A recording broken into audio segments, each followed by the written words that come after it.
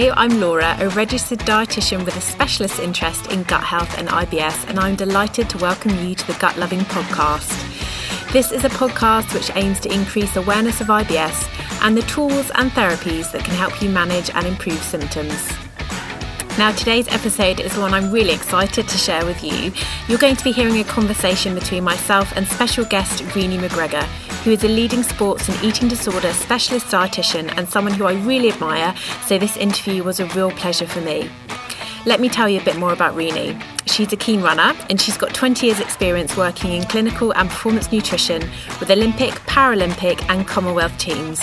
She's also the author of several fantastic books, including Orthorexia, When Healthy Eating Goes Bad, and she's the co-founder of Train Brave, a campaign raising the awareness of eating disorders in sport. I asked Rini onto the podcast because I wanted to have a discussion about the crossover between disordered eating and IBS. You're going to hear us talk about whether there is a link between eating disorders and functional gut conditions like IBS, and when restrictive diets, which are often followed in an attempt to manage IBS symptoms, become problematic. We'll also talk about what signs to look out for that might indicate disordered eating and how to protect yourself against unhelpful nutrition advice on social media. Now, this is a sensitive subject, but it's one which doesn't get much airtime, and so I'm hoping that this episode raises awareness of this topic. And please do share if you know someone that might benefit from hearing our discussion. I really hope you enjoy the episode, and so without further ado, let's meet Rini.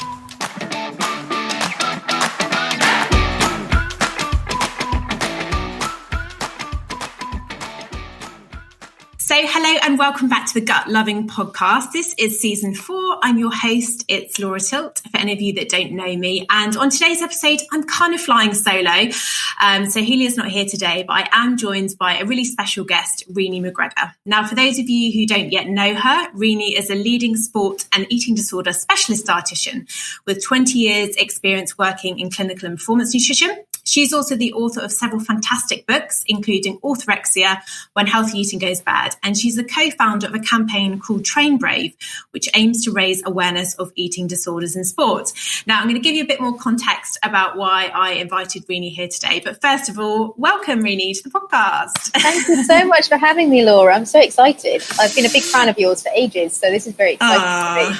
I know I felt a bit like a fangirl today because we've never actually, it's always that thing if you sort of feel like you know somebody, but you've never really met them in person. So yeah, I'm excited to have you here. So thank you. It'd be really helpful if you could maybe start off by telling us a bit more about yourself and the work that you do. Yeah, sure. So, I started my journey as a clinical dietitian working in the NHS. And I did that for 7 or 8 years, something like that. And kind of covered a range of clinical conditions, as you do. As you know, Laura, when you're a dietitian, you've got to do that kind of general groundwork before you start specialising. And I got sort of 7 or 8 years in, and I've been working in different fields, but the last few years of that have mainly been adolescent eating disorders. So kind of had been my kind of specialist area. And prior to that, it'd been paediatrics. So I've spent a lot of time working, I suppose, with sick children. And I just got to the point where, I don't know, I think I just had enough. I had 2 small kids of my own, as in my little girls. They're not little anymore, but they were then. They were 2 and 4. And I think going home day after day, having sort of been sat on a ward with people who were really sick, it started to really get to me. And I wanted to work in a more positive environment, I think. So at that stage, I decided to actually leave the NHS. I still did a little bit of private work with a range of different specialities, really, because I had quite a lot of clinical experience at that point. But then moved into sports nutrition. So I actually then did my postgrad in applied sports nutrition, as you do when your children are that small. And I guess I got lucky in the sense that I did that, and then I suppose I've always been a runner, so I was known for my running, and I was up at the team bath running, and loads of people were asking me questions all the time, and I was answering them, and then I basically got a call to say, we're looking for a sports dietitian to work with the GB rhythmic gymnastics team who are going into London.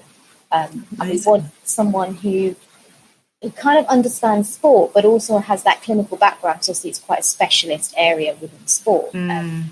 So I was like, yeah, why not? You know, like opportunity comes along, you take it, right? You just do. So I guess I was thrown in at the deep end, but it was incredible. And I worked with such a brilliant sports science team. Like, you know, we were all supporting each other. There was a clinic, there was a, sports psych, there was strength and conditioning, there was a physiologist, there was a medic, the coach. We all worked really hard and got the girls to London, and they did really well. And I suppose since then, it's just been one of those things. It's been word of mouth, and all my roles that have developed from then on in have just been because I did a good job. So somebody calls you up and says, do you want this job? And you're like, yeah, why not? I'll just go do this job. And that took me to Rio. And I guess it was probably post Rio, so much changed in my life at that point. Like, I came back from Rio, and, when you've done, I guess I'd then done like almost 8 years in sport, and I'd seen a lot, and you never lose that clinical side of you. Like, even as a sports dietitian, you never lose that worry about people's health, that compassionate role. And the longer I'd been in sport, the more I was struggling, I guess, because I felt like athletes weren't being cared for. We were so focused on the performance angle that we weren't looking at what was really going on for them internally, like what was going on for their health, for their mental health. And I'm a big believer that if you don't look after those sort of other two pillars within your system, if you don't look after your mental health and you don't look after your physical health, you can't really perform, whatever that performance is. And, I was kind of hitting a brick wall after brick wall. Like, some of the athletes I was working with, they were really suffering, and there were lots of eating disorders within sport. And people were coming to me and I was working with them, but I would always hit a brick wall when I needed to take it one step further because it was brushed under the carpet or it wasn't dealt with. And I suppose, I guess I'd already got to the point, I sort of had known post-Rio I was probably going to walk away from very high-performance sport. But as I said, it was a very strange time for me. I came back from Rio, cutting a long story short, I ended up separating from my husband. So it began a 4-year journey of basically building myself back up, literally building myself back up. So kind of creating my home first, making sure my girls were safe, and then starting my own consultancy, I guess. And that's what I've been doing now for the last, I suppose, 4 years, 3.5, 4 years, is kind of still working very much within sport, but working very much in this area of overlap, where athletes come in overtrained, they have dysfunctional relationships with food and exercise, working with quite a lot of NGBs on how to kind of do coach education, so how coaches can pick up on things, like their language they can use, how they can communicate with athletes. I'm doing all sorts of interesting stuff. So I'm still very much within sport, but I guess, and while I still work in performance sports, so I work with some football clubs, and I work with Scottish Ballet and various things like that, and the GB 24-hour running team as very much the sort of performance angle, I'm always looking after their health as well. And my clinic itself is very much about helping individuals basically return to balance and become sustainable in their sport. So I guess that's kind of the summary of who I am and what I do. That's amazing. And I'm going to make sure that we link to all the places that people can find you within the show notes today. So I'm delighted to have you, because I know that your expertise is going to be incredibly helpful for our listeners today. And I guess to give a bit of background as to why I wanted to invite you onto the podcast, it's probably a couple of months ago, as I was just telling you before we started chatting, that I was reading a bit of research which suggested that disordered eating behaviours were more common in people with IBS than the general population. And it really got me thinking about dietary restriction in IBS as a method of managing symptoms, and at what point that might switch from being potentially helpful to potentially problematic. And dietary restriction isn't always problematic. It's actually one of the sort of things that we most commonly recommend. And that might be quite mild sort of changes to diet, such as changing how much caffeine or alcohol somebody drinks. And at the sort of more intensive end, I guess we're talking about FODMAP restriction, for example. But dietary restriction can progress to being problematic. And certainly in my practice, I feel like I'm seeing more and more people with IBS who've been either put on extremely restricted diets by alternative practitioners, or perhaps they've ended up sort of self-directing them onto self-driven changes to their diet because they're sort of so desperate to manage their symptoms, or in some cases sort of avoiding food altogether, avoiding meals if they know that they need to go to a meeting and that they're worried about needing the loo. And I guess the other side of it is that I've also seen people who've gone to see, I guess, well-meaning practitioners, which might be a gastroenterologist or their GP, who sort of given them a throwaway statement like, just, stop eating dairy or cut out gluten and see how you get on. And that leads them to become incredibly anxious around these foods, or thinking that they're really problematic.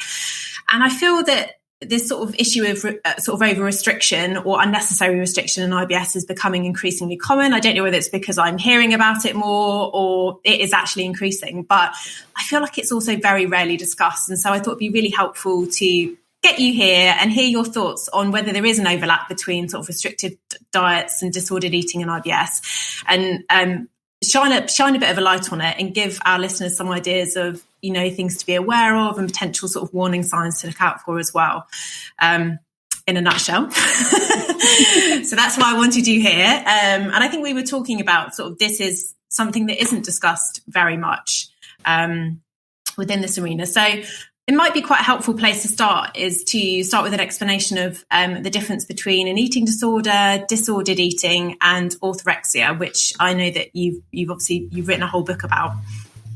Yeah, I mean, there's a real fine line between all three, if I'm honest. Like, I think that's one thing to say, is that it can be quite hard to decipher what's going on, particularly when it comes to disordered eating and orthorexia. Like, there's a very, very fine line there. And I'd say probably orthorexia encompasses disordered eating to a certain degree.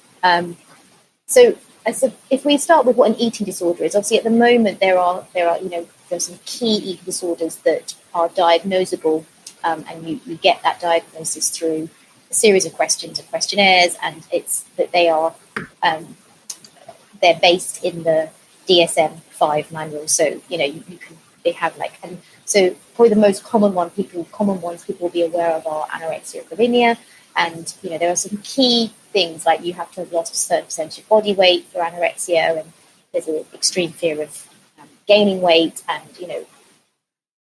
again, series of kind of symptoms that you would acknowledge that somebody has got anorexia. You can diagnose it through that criteria. The same with bulimia.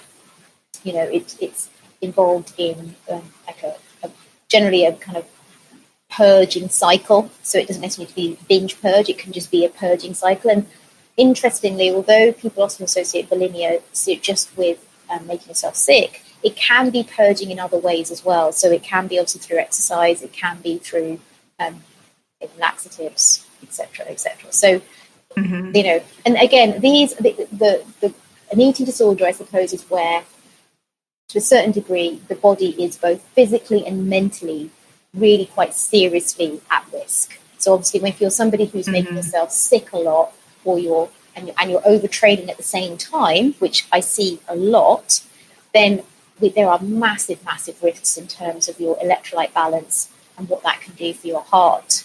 And it's not been unknown for people to have a heart attack when they're in that position, particularly if they're also not eating enough.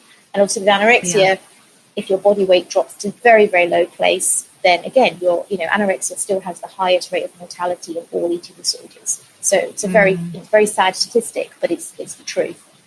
I suppose disordered eating is where an individual, I suppose, makes a change to their eating behaviours that are still dysfunctional to health, right? So I suppose that's where orthorexia comes in the sense that, orthorexia is very much the definition of, it's defined by the obsession with eating cleanly, the obsession with eating purely, to getting it right, and one of the things we've seen in orthorexia is that the higher the level of perfectionism in someone, the more likely they are to develop something like orthorexia. So it's very, very common in the athlete population from that point of view. And so orthorexia can be life-threatening. So I don't want people to think it's, disordered eating is just kind of the kind of like the simpler version of an eating disorder. It's not. They can definitely be life-threatening because you can get severe deficiencies. It can be, in terms of your mental health, it can be critical to the point that it could lead to, sadly, suicide. You just can't cope. So I kind of want people to understand that there's a very fine line, and often people flit between the two. So what I often see is usually individuals will either start with maybe disordered eating, and if it's not diagnosed, it's not picked up, it's not managed, then it can quickly deteriorate into a full-blown eating disorder of some kind. Similarly, when people are recovering from an eating disorder, they may go through a place of disordered eating where they feel they are much better because they're quite functional in their behavior, but actually they still have very rigid control over what they can and can't eat, and it still impacts their life day to day. So, it's quite kind of, they're very, very close. And I suppose I want to add another one onto that, because it's one we talk about in our clinic a lot, which is obviously RED-S, which is the relative energy deficiency in sport. And again, people get very confused about, well, why have we now got this in the mix? And at the end of the day, there are two types of RED-S. So I think it is good to kind of clarify that there are two types. There's involuntary RED-S, which simply is that the athlete has no idea how much food that they need to be consuming for the work that they do. And the work they do is obviously the training they do, but also all the other biological functions in the body and all their movements and everything else. And these people are really easy to work with, because you just basically give them the right amount of energy, and often they'll go, all right, cool, I didn't know that. And they've got no fear of changing. There's no associations. There's no negativity. And they're great. And like that, they're back on the road and it's all good. When it comes to voluntary RED-S, personally, I always say it's an eating disorder within sport. It's often, and it's often more complex because you have that real exercise dependency aspect of it as well. So we know if you have two extreme behaviors working in parallel with each other, it makes it much, much harder in terms of recovery. So, and I guess this is where it fits in so brilliantly with kind of the gut health stuff, is one of the key symptoms we see in RED-S, which we also see in anorexia, which we also see in orthorexia, which we also see in bulimia, is the fact that the digestive system becomes impacted and affected.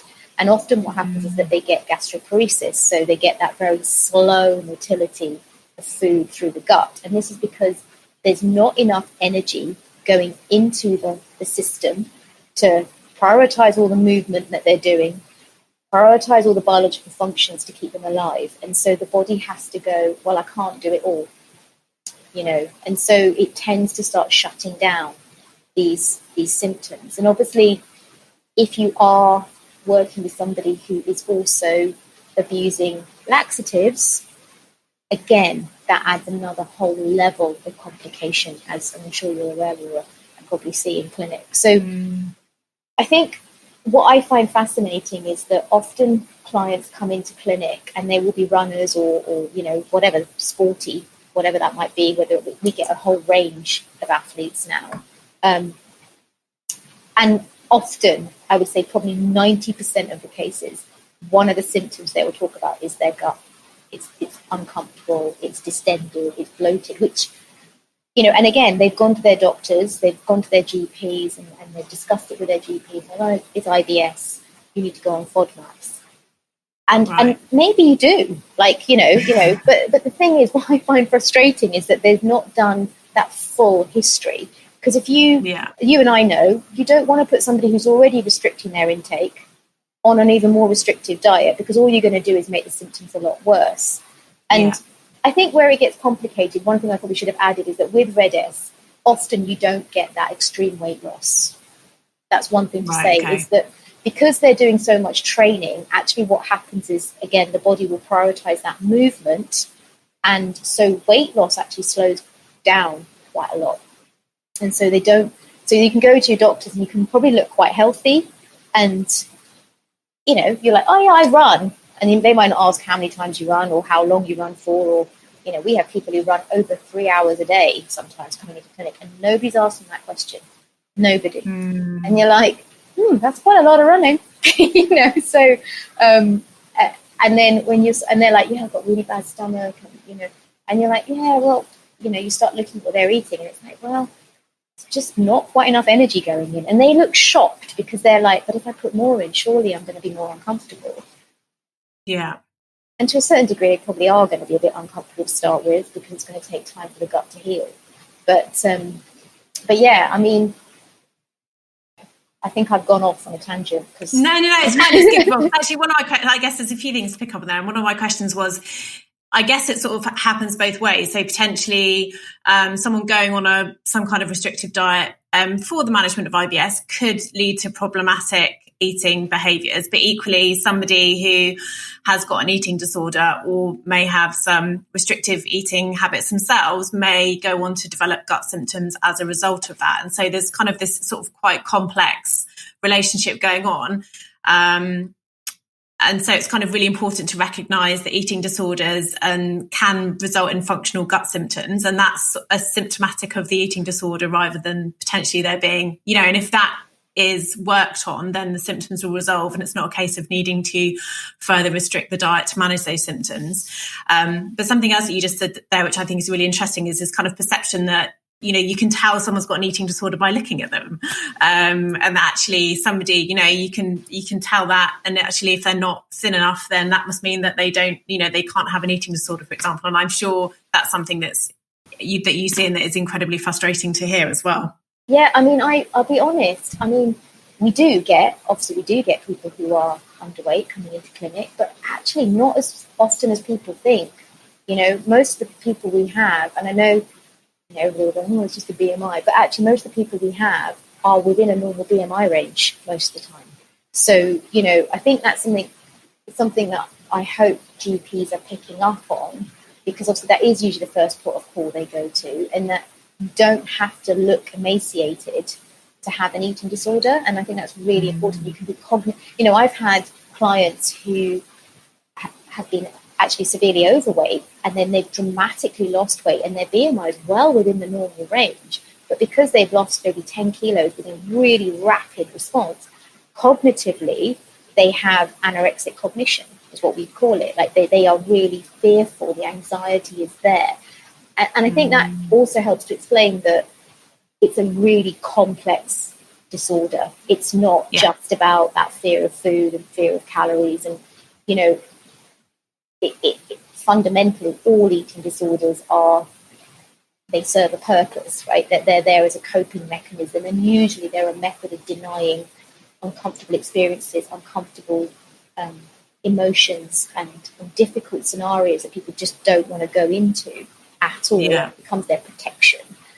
But equally, especially when somebody does make drastic restrictions, whether that's through orthorexia, through restrictive eating, or whatever, we know that it starts to impact the brain. And, your ability to think clearly, your rational thought process becomes very much affected.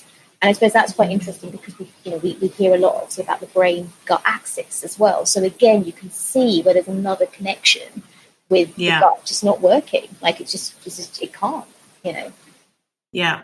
And so do you think, so obviously I was saying that I'd read a bit of evidence that suggested that disordered eating is more, or that disordered eating behaviours are more common in people with IBS compared to the general population. And is this something that you are aware of, or that you see within your work?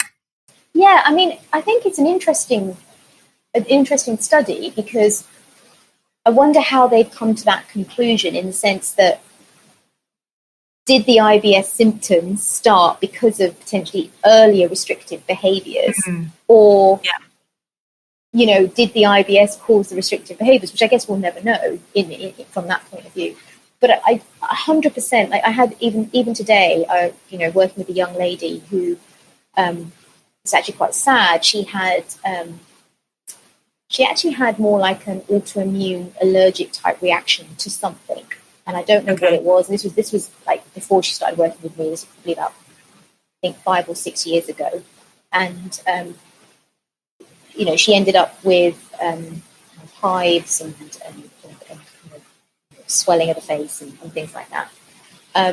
And that led her to go and see someone who said, oh, yeah, it's a food allergy. So kind of removed all these different foods from her diet, helped temporarily, but then symptoms came back. So obviously wasn't a food allergy, but then nobody sort of supported her through that, unfortunately. Right. And I think this is quite where it's interesting. Because her diet was so restrictive, she ended up with, in inverted commas, IBS-like symptoms. So she then went to her GP, who said, yep, you've got IBS. So she then went to a dietitian. So, she went to one of us who agreed she had IBS. Again, she looked fairly normal, and put her on FODMAPs. And, this poor woman is now so fearful of going off FODMAPs. But but her symptoms are not any better.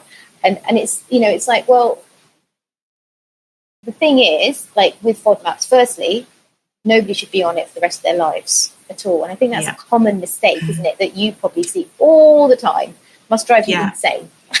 I think it's also, I think because the diet took off so quickly and there was so much interest in it and it got, such a lot of attention. And for the first time in probably forever, there seemed to be some quite effective dietary therapy, because before then, there's not a lot of good evidence for dietary management of IBS. Most of the stuff that we have, even to do with caffeine or fibre, is studied in healthy populations, and then we've applied it to people with IBS. And most evidence we do have is kind of quite weak, or it's maybe only in women, or in very small population groups. So it always used to feel quite sort of waffly or a bit nonsensical, the stuff that we would say. So for the first time there was this diet that had good clinical evidence behind it, that 75% of people would feel symptom control. So obviously, I just remember at the time I was working at UCL, and the gastroenterologists, they loved it. They were referring everybody. We had these incredibly long waiting lists. And obviously, if you've got really bad symptoms, you're told that you've got now an 18-week wait, you'll go online and you'll look it up. And we also, I hear really, really commonly, and I think it's well-meaning, but I hear a lot of GPs just tell people to look it up online, or people get given a pamphlet over the table. And I've been at events where people have come up to me afterwards and said, so you said, you're not supposed to go on it for sort of longer than sort of 2 to 6 weeks before you start reintroducing. I've been on it for 2 years. And that's actually, and I think if that's what I hear probably like on a week-to-week basis from a couple of people, and then I think about how that would mushroom outwards if we actually knew the extent of it, I think it's expanded in such a way that it hasn't been possible to be delivered in the way in which it should be, which has created a lot of problems. And I also think that it's been picked up by people who probably don't have the clinical understanding to actually practice it, which is what my concern is. I think, interestingly, as I was moving away from very, very high performance sport, a lot of the sports nutritionists there were being told to get training in FODMAPs. And I struggled with that a little bit, because I'm like, well, you've got a sports science background, you don't have that clinical training. So my concern is, again, you will miss some of these key questions that you need to ask, because particularly in the world of sport, probably it's the restrictive diets that put these people in this so-called IBS category. So that, I think it's really interesting. And with this poor woman, like, unfortunately, she's carried on with it, and she's lost a lot of weight, and so it wasn't a purposeful restriction as such, but she's in a difficult. She's come to me because she's got hypothalamic amenorrhea and she wants to restore her health, and she knows that she wants to restore her periods, and so we're working very much on that. And I think, like, it's also linked. Like, the other thing we rarely talk about is how your gut health changes through your menstrual cycle. And, that's a really important thing for women to understand, that if you are going to have periods of time where you feel a bit bloated, you feel a bit discomfort, you might have a bit more flatulence and wind, and it's kind of normal.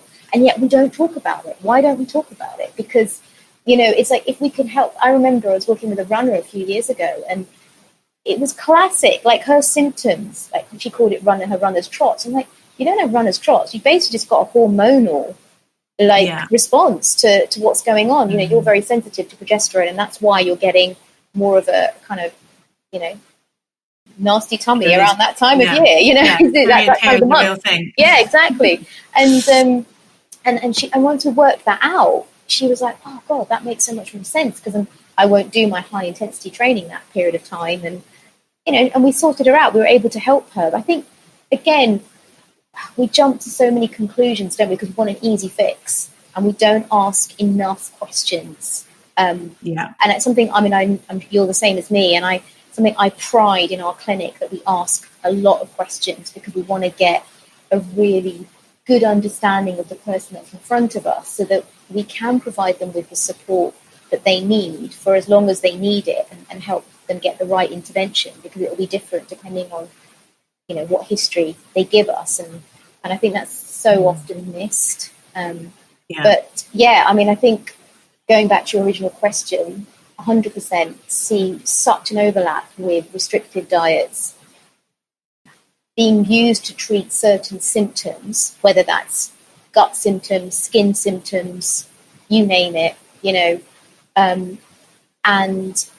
then it doesn't make them feel better. And I think the thing to understand is that these individuals are going in search of a solution.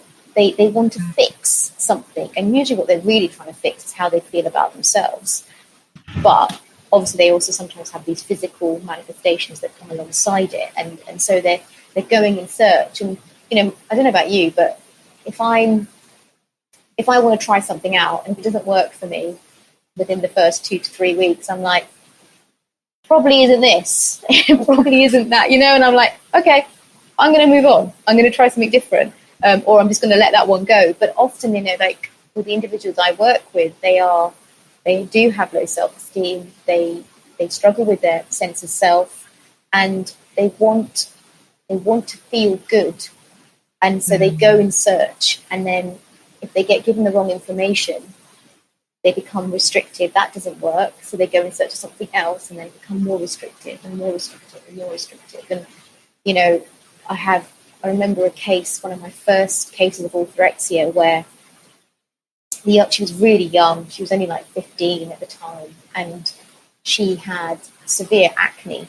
And it wasn't even that bad, Laura, but in her head it was bad. And obviously, you know, we've all been there. Teenage skin, it's not fun.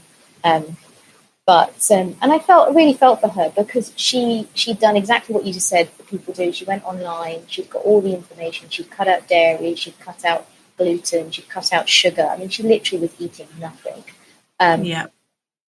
And through that process, she had developed a disordered relationship with food, because then there was anxiety with eating these foods. She had created a belief system that these foods were the cause of her skin problems. And so if she was to even have the smallest amount, then it was going to cause her skin to flare up again. And it was a really strong belief. And so there was so much anxiety tied up with what she could and couldn't eat. And I guess that's it. It's like, I always say this, people go in search of changing one aspect of their life, whether that's their skin, their symptoms, whatever. But we forget that the body is so brilliant and so tightly connected, you know, in every way. So as we've just said, you restrict your intake, you're going to slow your digestive system. It's going to have symptoms that are pretty uncomfortable. Yeah. You know, and people don't see that connection. They just see that, oh, well, you know, I've got this, so I'm going to do what I've been told to do, but don't realize that it could affect somewhere else. Yeah.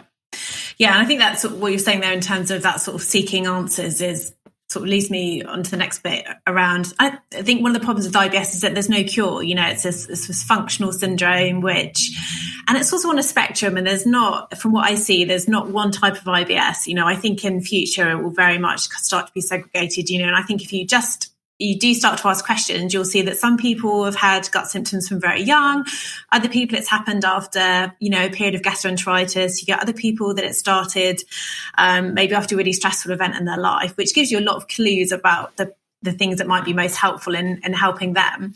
Whereas it all tends to be lumped into one group altogether. But I think because there's not much support and there doesn't seem like there's any answers, it obviously leads people to seek out their own answers and get support. And some GPs are brilliant, but I've heard lots of GPs to sort of say, you know, go off and sort it out yourself. And that does lead people to seek advice, you know, be feeling quite desperate in terms of their sort of symptoms.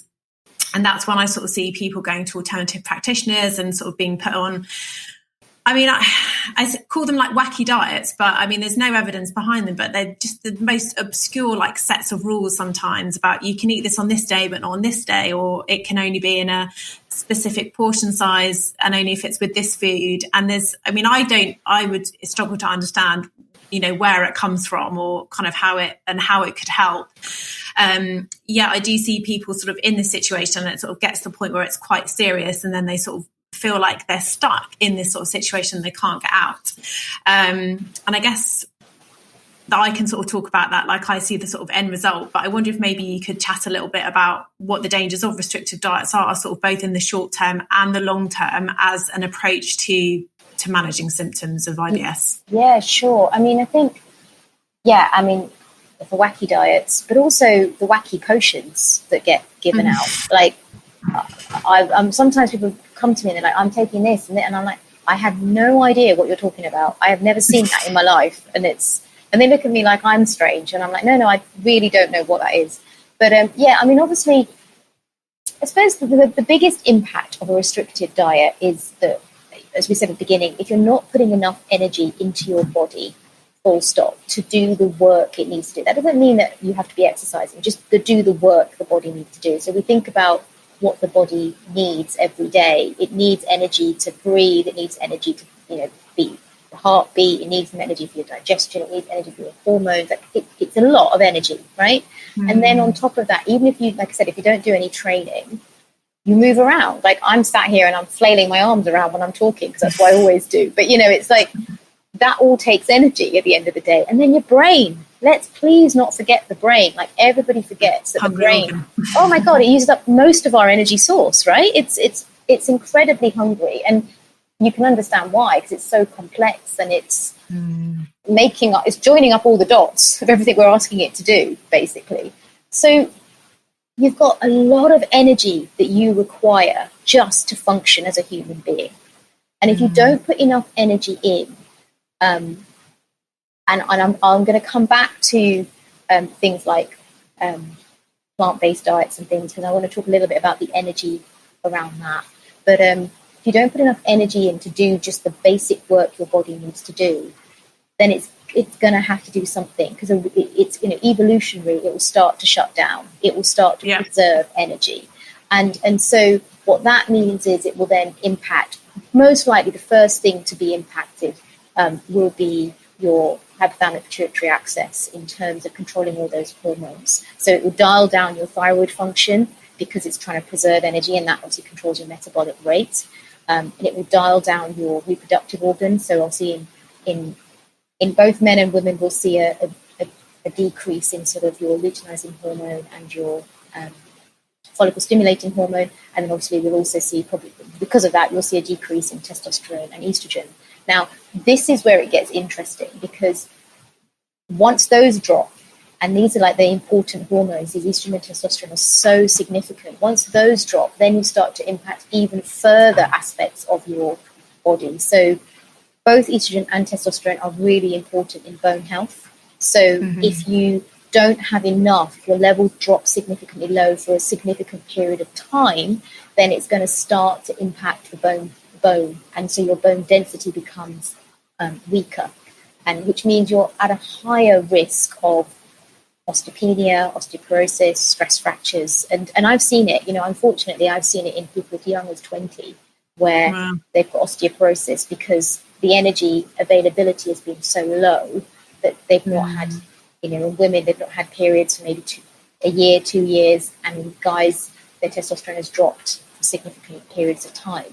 So that's one area where it can affect you. But also, we mustn't forget, going back to my favourite organ, the brain, estrogen and testosterone are, they are serotonin uptake receptors. So they will encourage the uptake of serotonin into the brain. And we all know that serotonin is really important for being happy, your happy mood, your sleep, all those different things. And so, again, often people I work with will have really poor sleep because they, again, one, they're hungry. So the body's like, well, I'm hungry, so I'm going to stay awake because I need good food. But also, secondly, they have a reduction in those hormones that are going to encourage sleep. So, so that there's that. And again, it affects their cognitive function. So being on a restrictive diet might not initially make that much, change. Like initially to you might not notice anything. But you go on it for more than 4 to 6 weeks and you start to severely restrict your overall energy intake, then it's going to slowly start to impact basically every single process in the body, from your immune health, your bone health, your hormonal health, your cardiovascular health, and your digestive health. Like everything gets affected. And it just worries me that people don't know this, that they're not given a pre-warning that this is bad for your health type thing. This could be problematic to your health.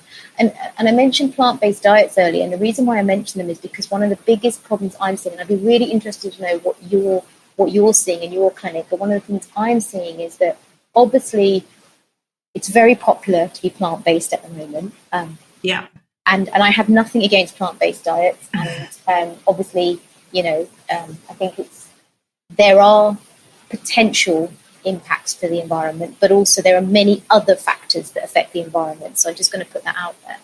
But one of the problems I have is that a lot of people are displacing other important nutrients like carbohydrates, like fats, like proteins with vegetables. So their whole plate is vegetables, basically. And of course, that's going to make them feel incredibly full because it's very high in fiber. And, it is good to eat fiber, very good to eat fiber. But some of the people I'm working with are eating like 50 to 60 grams of fiber a day. I mean, that's just painful as far as I'm concerned. And, and the issue is they'll say, oh, your vegetables are carbohydrate. When I talk about carbohydrate availability and the importance of carbohydrate availability for your hormones is significant. Vegetables are carbohydrate. I'm like, well, technically, yes, but at the end of the day, there's mainly fiber in a vegetable, which means it's nutrients, it's starch, it's cellulose. You can't actually utilize it for energy. Energy, yeah. And this is what people don't seem to understand. They just kind of, again, it's all the mixed messages out there, isn't it? It's all that misinformation that we should, we should use vegetables as fiber. Vegetables as our carbohydrate source. And for me, it's a big problem in my clinic. It's probably one of the biggest issues I'm seeing at the moment, and one of the biggest reasons why people are not hitting their energy requirements, particularly if they're very active, and why we're seeing so many hormonal disturbances, to be honest. Yeah. And I think that's a really good point kind of that relates to the FODMAP diet as well, which is something that I see when people have tried to follow it by themselves, is that they've looked it up online or they've been given some kind of sheet which normally just has a list of things not to eat. Like it's a no list basically, and then they cut all these foods out but they don't replace them with anything, so they end up on these extremely limited diets that they're kind of sub-existing on. The thing has always been if you do the diet, I say properly, or if you do, that's why it's important to do the diet with support, because quite often you don't need to do the full diet anyway. Secondly, you definitely need to be assessed to see if it's suitable for you. But sort of thirdly, the really big thing is if you remove, you must replace. And this is sort of, if ever anyone comes to me and they say, they're hungry or lacking in energy on the diet and they've tried to, it's always because they've taken things out and they haven't replaced them with suitable alternatives. And I think that's a really big problem, and it's interesting that you say that. And I think this kind of switch to sort of plant-based eating, there are obviously lots of positives, but I get a lot of people who've sort of been really low. They've done these years of being really low carb because that was in vogue, wasn't it, for a lot of time. And then they've switched to these completely plant-based diets and really nailing all the pulses in the veg and ending up extremely uncomfortable as a result. Yeah. And sort of kind of no wonder when you've been extremely low carb for like a lot of years and then suddenly you're just absolutely nailing the fermentable fibrous food. So yeah, it's but then they sort of say, oh, but it's supposed to be really healthy, it's supposed to be really healthy. And I think there's that sort of getting caught up in that messaging of, it being healthy. So if a little bit is healthy, a lot must be really, really good, which is kind of sort of a theory that's applied to everything. And if, a little bit is good, a lot must be better, which is not the case.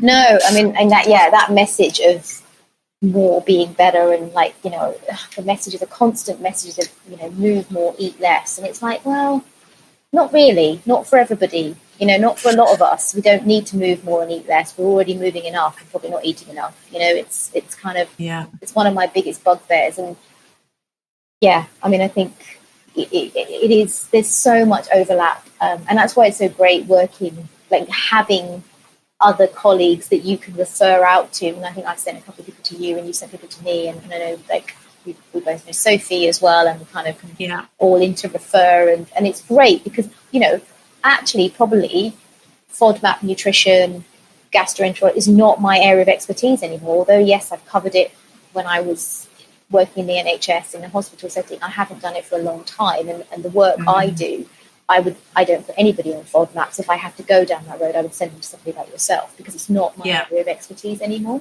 And I don't have a problem with that at all. I think that's another thing I find fascinating is how everybody wants to be an expert in everything. And it's like, I have no problem with handing things over because I'm not an expert in everything. And I've got no problem admitting that I'm not an expert in everything. I'm good at what I do and I get good results.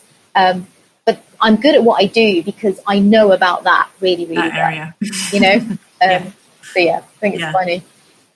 It's interesting, that thing of people think you're a dietitian, so that you must know about all the things in extreme detail. And obviously we have a really great understanding of nutrition as a whole, but for the more specialist areas, that's why they're called specialists, because you work in them for a long time to develop that sort of nuanced understanding of specific conditions and their management. And so I guess sort of just sticking on the restrictive diet sort of thing. So what can somebody look out for? So if they're, they've got IBS and they've sort of on this journey to sort of, improve their symptoms, or they've been to see a practitioner and they've been recommended something which maybe sounds a bit wacky, but, the practitioner is sort of saying, this is what you need to do. So what are sort of red flags or warning signs that somebody should look out for if in terms of this isn't quite right, what I'm being recommended? I think it's difficult to look at gut symptoms because, as we said, they're the things that often are probably like rolled into one, as in, you just got IBS or you've got an intolerance or whatever it might be. But I think one thing I would say is definitely look at your energy levels. Like if you suddenly notice that you're finding it quite difficult to even just manage getting up and down the stairs or getting up in the morning, like that could be a sign that, something's not quite right, the balance is off. Obviously in females, I mean, this will probably be in more severe cases, but in females, if you start to notice changes to your hormonal cycle and to your menstrual cycle, what we might see is that initially it might just be that the cycle changes slightly. So you might find that your period gets a bit lighter to start with, maybe it gets a bit shorter, and then it might be that there's more time between your periods. But equally, it could be the opposite. It could be that you get less time between your periods. And I think that's an important thing to understand too, because if you're having more frequent menstruation, and this is not when you're on any contraception, this is when you've got a normal period, that could be a sign that you're not ovulating. And again, a sign of you're not ovulating is that there's not enough energy going in. So the body's trying to do something, but it can't. And so there's this slight hormonal shifts going on, and you might get what feels like a period, but actually it's more of a progesterone with bleed type thing. So it's important. Just I think the first I'd say is definitely keep an eye on your menstrual cycle, because it tells you quite a lot. about what's going on. And in guys, similarly, although testosterone levels have to drop quite a bit lower to get a symptom, but again, I would just, if you do start to notice that your morning erectile function is decreasing per week and you're getting less than 5 a week, then that could be a big indicator there's just not enough energy going into the system. And it can be stress related, but I would also always check, actually, is it an energy thing as well on top of that? Other things to look at, if you do a lot of sport, you might find that you're not recovering well between sessions. Like that's a classic one that we see, is that you're just more achy, your DOMS is probably worse, but moreover, you're just not quite able to hit those numbers each time you train. And that's a very big indicator that there's not enough energy going in. Something that people don't always appreciate is that you may become anemic. So again, when there's not enough energy going into the system, your body can't produce, there's not enough energy to produce red blood cells. So you may find that your iron level drops a little bit. Your white cell count could be off as well because you've got a depressed immune system. Again, these are things you wouldn't necessarily pick up on physically. But I always say to people, when people come to me, we always do blood tests. Every single one of our clients gets blood tests because I want to know where they're physically at, and it can tell us quite a lot. And often people will overlook being a bit tired or overlook, that they're not recovering so well. So it can be quite a good way just to check. If you do notice that you think, I just don't feel quite right, I would always have a blood test if you can and just check things like iron, white cell count, vitamin D, B12. So we want to rule out any of those things as well. We want to rule out that there's not a problem going on. And then I think is sleep and mood will be massively affected. Like we said earlier, if you're hungry, you will not sleep, basically, because the body will stay awake to search for food. That's what happens. And you might start making you a bit irritable. Like we all get hangry, but you might notice that he's getting more and more irritable because, again, there's just not quite enough energy. You can't concentrate. A lot of people talk about brain fog, and then I think that they associate it with like gluten and stuff. But actually, brain fog can just be there's not enough hormones, not enough neurotransmitters going on. So, I guess they're some of the symptoms I would look out for. If you're on very restricted diets, you might find that you get really bad breath. Like if they've removed carbs, then you might find that you get bad breath, and it's something that you're struggling with. You might even get that alternative constipation diarrhea, which is not IBS at all. It's obviously constipation from not enough bulk being produced, but then you get that overflow that comes out as diarrhea, and then you think, I've got diarrhea, but actually it's not, it's overflow. So I think there's so many. They're probably the big symptoms I would look out for, if I'm honest. And obviously, in terms of procedures, if anybody's told you to hold on to some rods or taken some of your hair or something like that and said you now need to avoid dairy, eggs, whatever, please don't listen, because there's no evidence that any of those things are correct, and it's not what we would do, as regulated practitioners. It's just not a way of seeing what's going on for someone. Yeah. And it's, I always sort of say to people, like, it's not your fault, that if you have had one of those tests, like it's understandable. They are sold in a very persuasive way. And, if you don't know any better, if I didn't know any better, I might be tempted, and you had some symptoms, you might be tempted. But, at the point at which you have been given a test result, that's the time to walk, and been sort of told that you need to restrict things. That's the time to walk away. And so if somebody's noticing like signs within themselves that might indicate, sort of some problematic behaviours beginning. I'm thinking sort of feeling really anxious around eating foods, or not wanting to reintroduce things, or perhaps avoiding eating meals where they can't control what's going to go into it. What would be your sort of advice around what steps someone might take at that point? I think if it's creating that anxiety around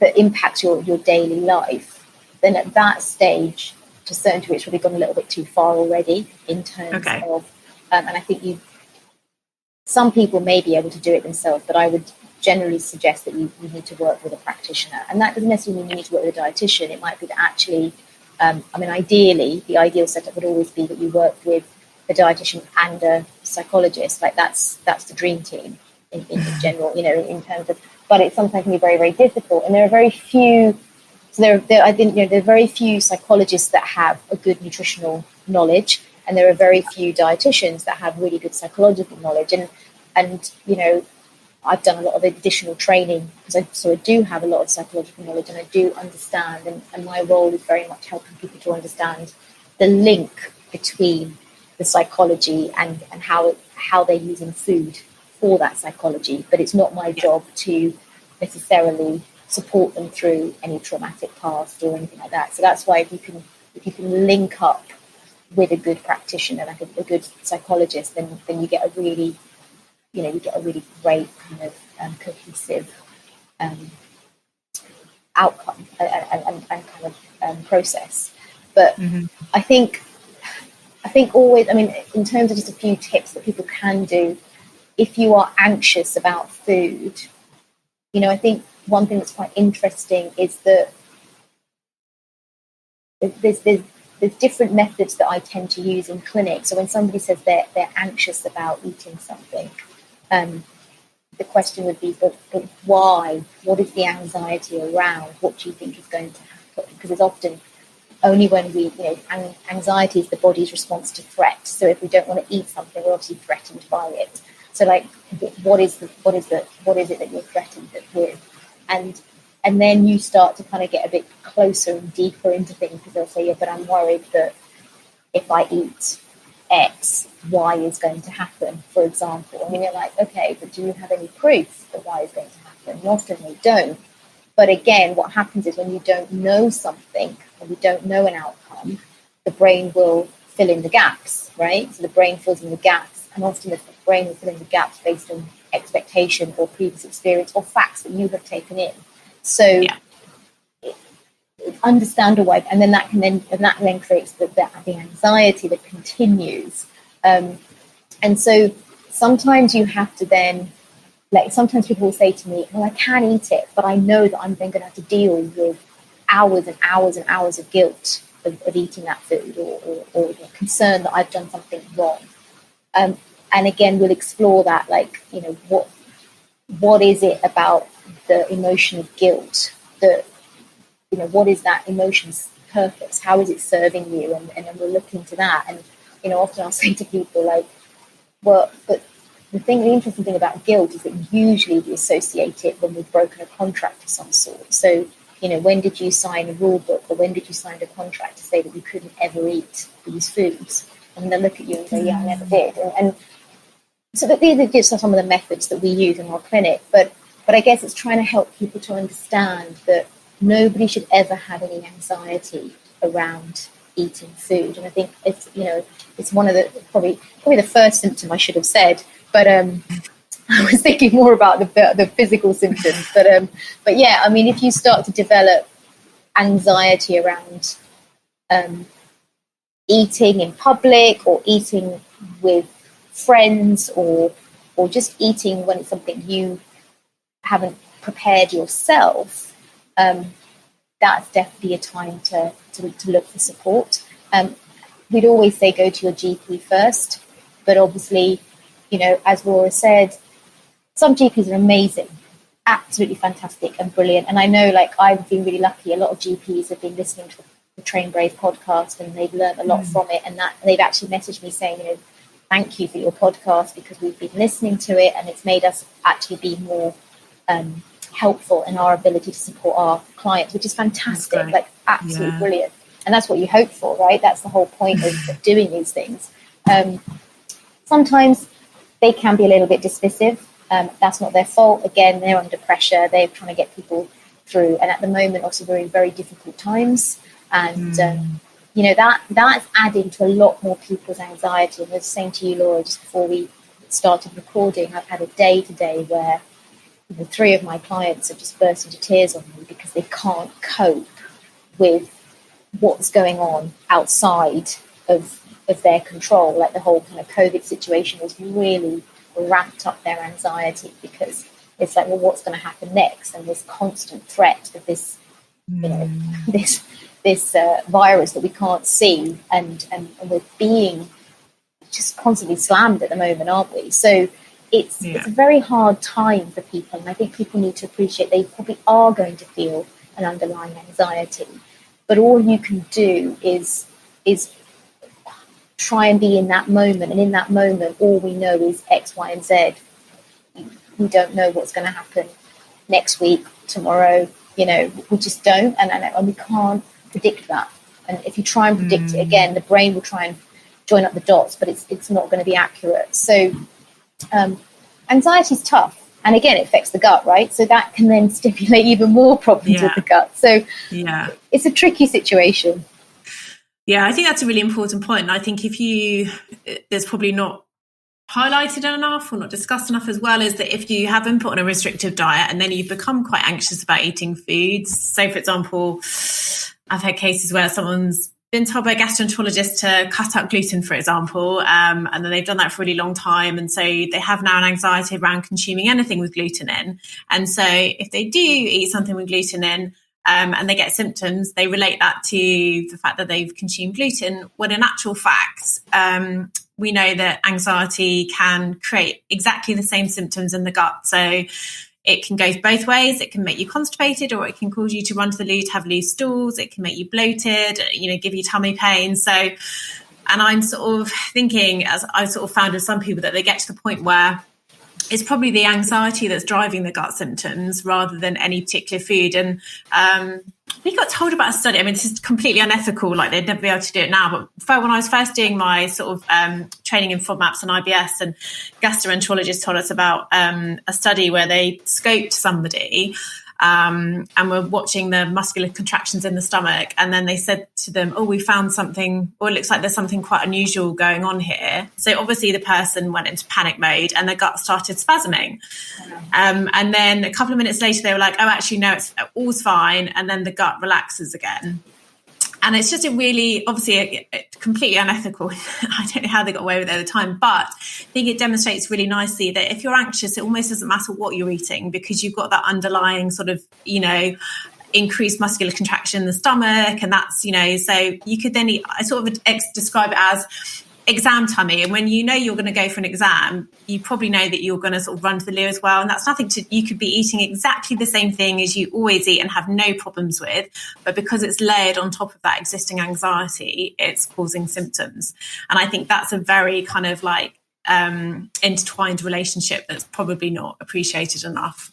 No. And again, like with the people I work with, you're trying to get them to change and challenge their behaviors. And so we are encouraging to increase their volume of food when they're already stressed about what they're eating, and these individuals are highly anxious. Like one of the things they're trying to avoid is that anxiety. One of the things they're running away from is the anxiety, and so you've got layers of effects there. Like you've got the underlying functional eating disorder that's causing the kind of gut symptoms. You've then got the anxiety of having to change the behavior, which then impacts the gut again even further, and then they are still trying to find solutions. So then they're like, well, no, I can't do what you told me to do because it just makes my stomach really sore. And it's trying to get them to understand that until you restore your weight or you restore your energy availability, there's no chance of your gut being able to heal really properly, because it can't work. And obviously the anxiety on top of that is making things a lot worse. And so one of our jobs in our clinic is trying to help people manage anxiety in different ways. And it's tricky, it's really tricky. But yeah, I mean, it's so fascinating, isn't it? Like, already just in our conversation, we talked about how it all interacts and kind of works together.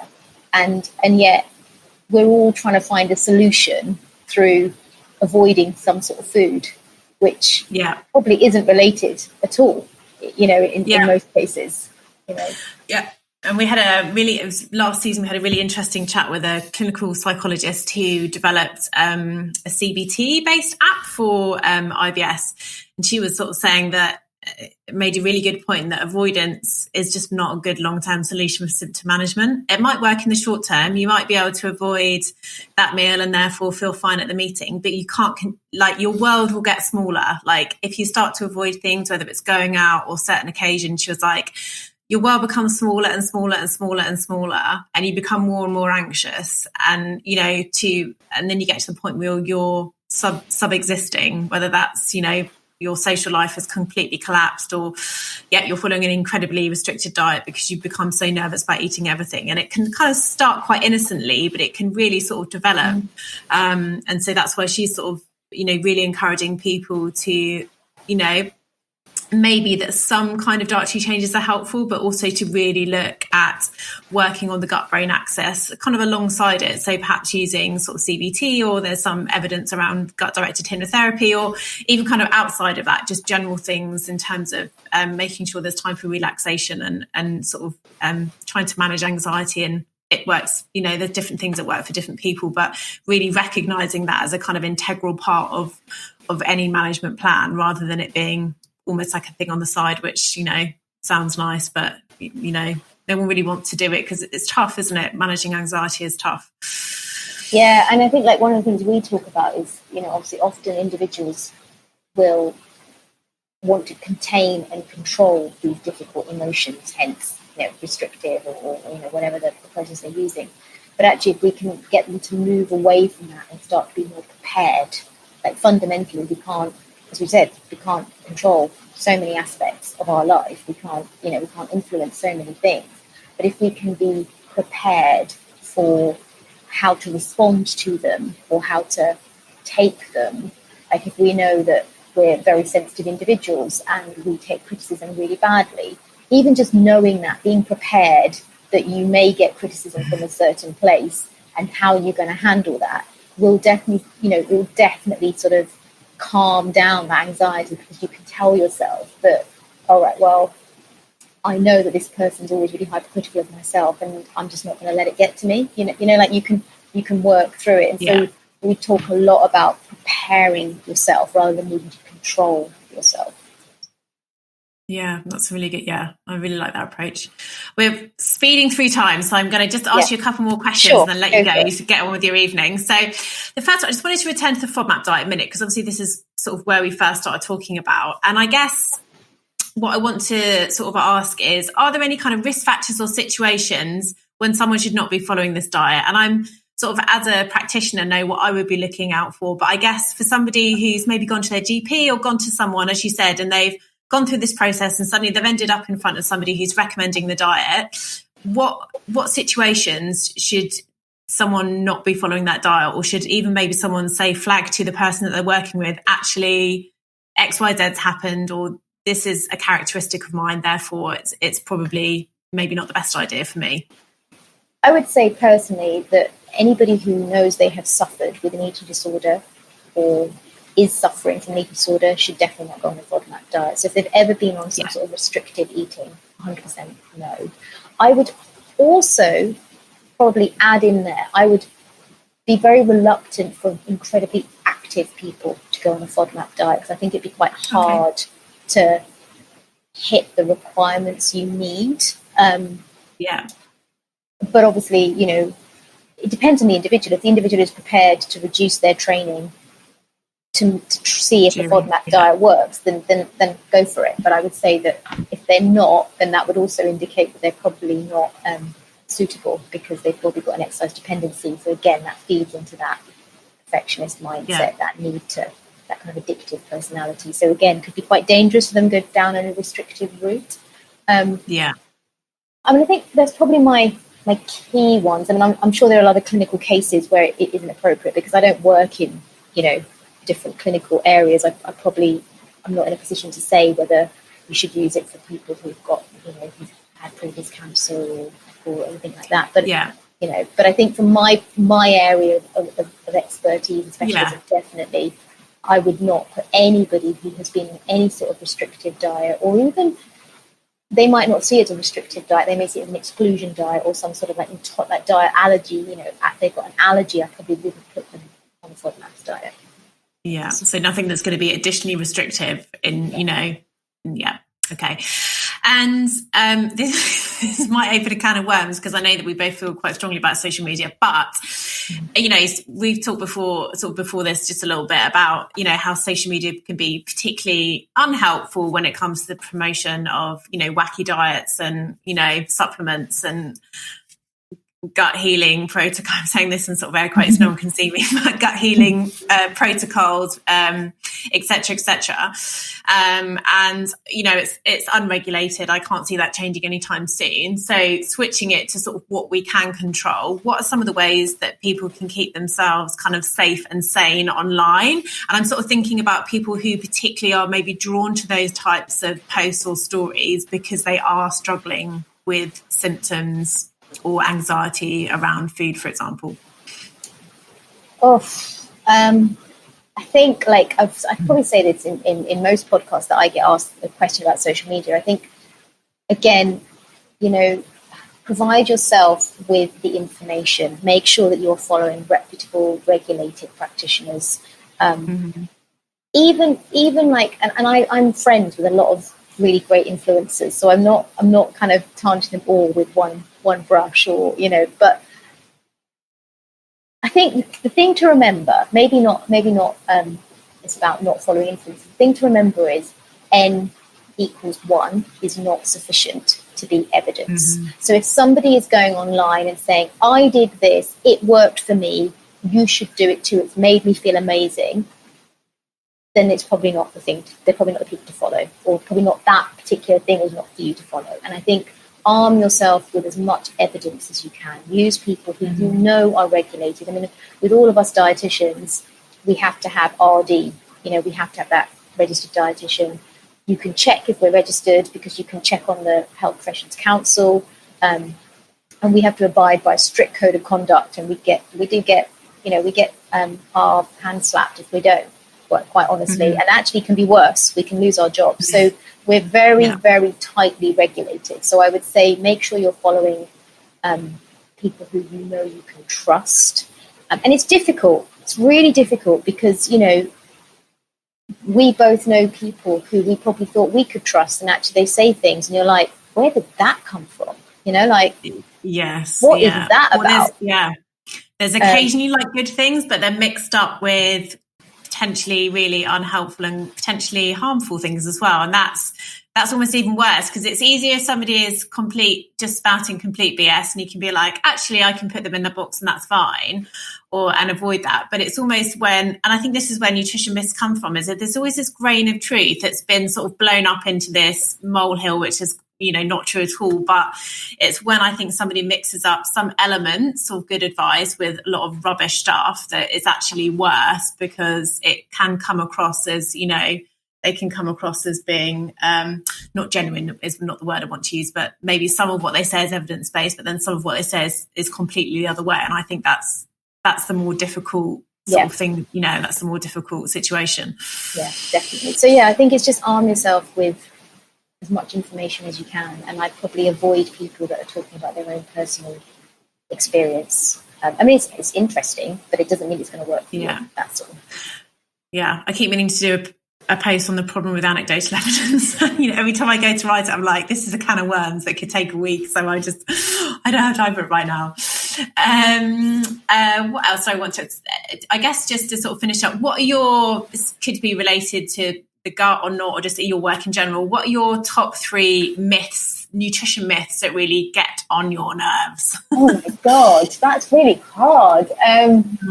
Carbs make you fat. Number 1.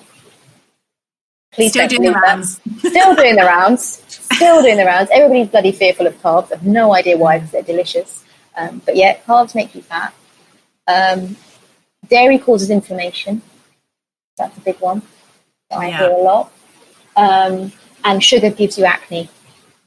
Okay, excellent ones. They're probably my 3 that I'm like, please stop putting that information out. But what can you do? Yeah. Brilliant.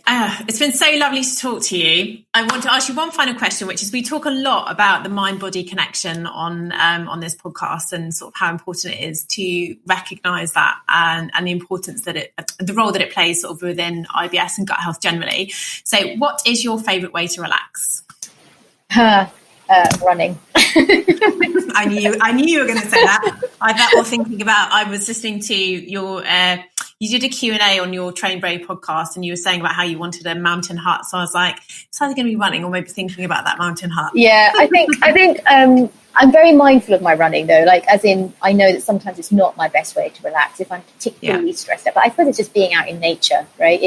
You've got a dog as well, and spending time with him is always really great. Like, I do love, especially at the moment, obviously it's autumn, isn't it? Autumn equinox tomorrow, and I'm really loving the change in colours, and it's my favourite time of year to go out with Bailey, whether it's running or walking, and just kind of see it all change. And I mean, I don't mind. So for me, relaxing is usually being outside, ideally in the mountains, but at the moment that's not that possible. Although I did have a really good run at the weekend because I raced in the Peak District, which was a lot of fun. Yeah, I saw your pictures. Yeah, they looked amazing. Yeah, it was very, very beautiful. So so that was good. But that's probably how I relax. Amazing. So where can people find out more about you and your work? Where's the best place for them to go? So, I mean, there's a lot of work on my Instagram, which is r_McGregor. My Instagram is very much my educational platform. There's very little personal stuff that goes on there. So if you're interested personally, you won't find very much on there. Obviously, we have a website, which is williammcgregor.com. And there's some interesting blogs and all about what we do on our website. You can also get a lot of information, about sort of restrictive eating, overtraining, like what to look for on our podcast, which is the Train Brave podcast. We've had some really interesting guests actually. This is in series 3 has been more of an interview style, but the first 2 series were very much Chris and I just talking about training, overtraining, how to look after yourself, concerns, Q's and A's, that we do quite a few Q&A's and stuff. So there's a lot of information in there. So it's probably the 3 best places to find me at the moment is podcast, Instagram, website. That's amazing. I've been on your website. You've got a lot of great resources as well, and sort of you've got your quiz as well, which is a bit of something somebody can do to indicate whether they might need some more professional support, which I think is great. So I'll add all that stuff to the show notes if anybody's wanting to get a direct link. But thanks again, Rini. I could have talked to you for hours, but in the interest of letting you get on for some dinner, I will say thank you once again, and it's been a pleasure talking to you. Thank you for having me. It's been lovely. I've really had a very nice evening.